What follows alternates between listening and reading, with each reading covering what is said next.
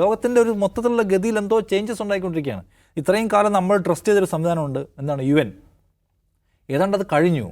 Officially അത് കഴിഞ്ഞു എന്ന് ആരും പ്രഖ്യാപിക്കാത്തതേ ഉള്ളെന്ന് എനിക്ക് തോന്നുന്നു. കാരണം അതിൻ്റെ ഏതാണ്ട് എല്ലാ പ്രധാനപ്പെട്ട വിങ്ങുകളിൽ നിന്നും അമേരിക്ക പിൻവാങ്ങണം. അമേരിക്ക 10-40 ഓർഗനൈസേഷനിൽ നിന്ന് പിൻവാങ്ങി. എന്ന് വെച്ചാൽ പിൻവാങ്ങുന്നത് വെച്ചാൽ അമേരിക്ക അതിൻ്റെ ഏറ്റവും പ്രധാനപ്പെട്ട ഫണ്ടർമാരിൽ ഒരാളാണ്.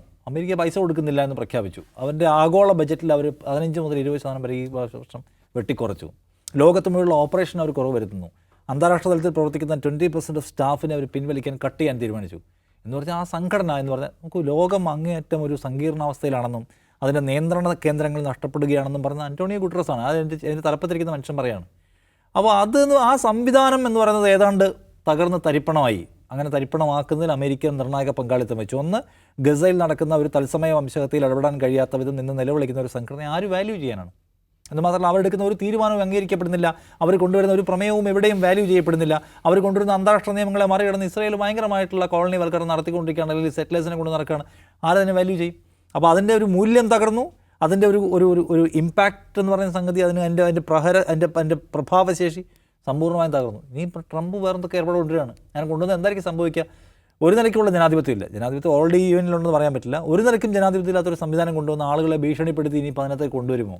എത്ര രാജ്യങ്ങൾ ആ ഭീഷണിക്ക് വഴിപ്പെട്ട് അതിലേക്ക് വരും എന്ന് കാത്തിരുന്ന് കാണുക.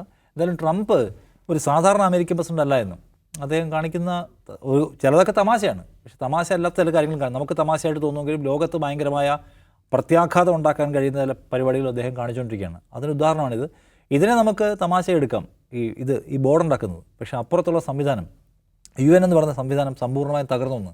ഈ ലോകക്രമത്തിന് നിയന്ത്രണം കൂടി, എല്ലാത്തിനെയും നിയന്ത്രിക്കാനൊരു പോയിന്റ് ഉണ്ടാവണമല്ലോ, അതിനൊരു റെഗുലേറ്റർ ഉണ്ടാവണമല്ലോ. അത് ഈ ലോകത്തിന് സത്യത്തിൽ ഇപ്പോൾ ഇല്ല. അമേരിക്ക എന്ന് പറയുന്ന ഒരു രാജ്യം കവലക്കിറങ്ങി നിൽക്കുകയാണ്, ഞങ്ങളാണ് ഭരിക്കുന്നത് പറഞ്ഞിട്ട്. അതിനെ എറിഞ്ഞു വീഴ്ത്താൻ ആരെങ്കിലും ഉണ്ടാവേണ്ട സന്ദർഭത്തിലേക്ക് കാര്യങ്ങൾ എത്തി. കാരണം അല്ലെങ്കിൽ നീതി എന്ന് പറയുന്ന കോൺസെപ്റ്റ് ഇവിടെ ഇല്ല. സോ അത് ലോകത്ത് എന്തൊക്കെ ഇമ്പാക്റ്റ് ഉണ്ടാക്കാൻ പോകുന്നു, എന്തൊക്കെ വഴിതിരിവുകൾ ഉണ്ടാക്കാൻ പോകുന്നു വെച്ച് നോക്കണം. അതിൻ്റെ ഏതോ ഒരു മൊമെൻറ്റിലാണ് വേൾഡ് നിൽക്കുന്നതാണ് നമുക്കിത് കാണുമ്പോൾ തോന്നുന്നത്.